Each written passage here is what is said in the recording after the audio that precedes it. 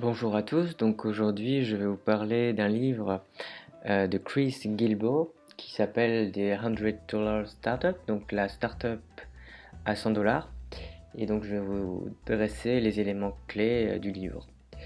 Donc dans un premier temps, l'auteur met en évidence la notion de liberté, donc qui pour lui est une notion forte et qui n'est rendue possible finalement que par l'entrepreneuriat.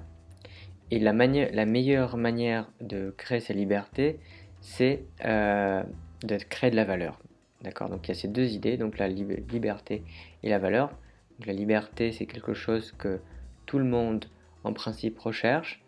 Et pour pouvoir l'acquérir, il faut développer des compétences qui sont ensuite, qui trouvent un public, un marché, et qui aident en quelque sorte les gens, et c'est ce qu'il appelle la valeur. Parce que pour pouvoir créer de la valeur, il faut d'abord pouvoir aider les gens, apporter à une plus-value. La valeur, selon lui, c'est quelque chose qui doit être désirable, qui est estimé par des gens, et qui est le fruit parfois d'un échange ou d'un effort. Il y a donc plusieurs façons d'entreprendre, mais ce que met en avant ce livre, c'est l'auto-entrepreneuriat, comme son nom l'indique, donc $100, donc 100 dollars, donc c'est l'idée d'entreprendre avec peu d'argent et finalement avec tous les outils dont on a aujourd'hui à notre disposition. Donc le premier élément qui est mis en avant, c'est la notion de convergence. Donc il est important de trouver un marché qui soit friand, on va dire, de compétences ou de services qu'on pourrait proposer, et ces services en fait qui sont liés à nos passions.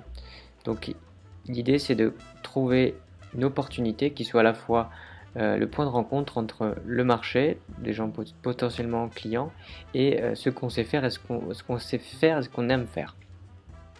Pour l'auteur, il y a une définition assez simple du succès, c'est l'addition entre la compétence et l'utilité. Et donc pour pouvoir et avoir une démarche qui soit efficace, il faut se poser trois questions. Qu'est-ce que je veux vendre? Donc si c'est un produit, un service, à qui je m'adresse et comment je souhaite monétiser mon offre. Voilà. Il y a en fin de compte toujours des opportunités de création d'entreprise parce que les éléments euh, extérieurs contextuels changent. Donc par exemple, l'arrivée d'une nouvelle technologie peut être un facteur d'opportunité commerciale. Il y a aussi la possibilité d'améliorer un produit existant. Donc si vous pensez que vous pouvez faire mieux, eh ben, donnez-vous la peine d'essayer. Il y a aussi les changements socio-culturels qui ont un impact dans la façon de consommer et dans les besoins en fait d'une cible potentielle.